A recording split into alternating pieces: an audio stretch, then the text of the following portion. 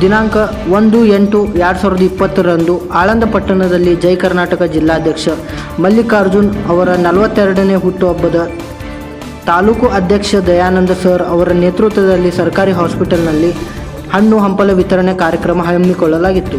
ಈ ಕಾರ್ಯಕ್ರಮದಲ್ಲಿ ಆಕಾಶ್ ವಾಲ್ಮೀಕಿ, ಆಳಂದ್, ಪ್ರಕಾಶ್, ಸಚಿನ್, ಸಾಯಿನಾಥ್, ರಾಕೇಶ್, ಶಿವಾಜಿ ಮತ್ತು ಹಲವರು ಯೂತ್ ಉಪಸ್ಥಿತರಿದ್ದರು. News bureau NKSTV4 Kalaburagi.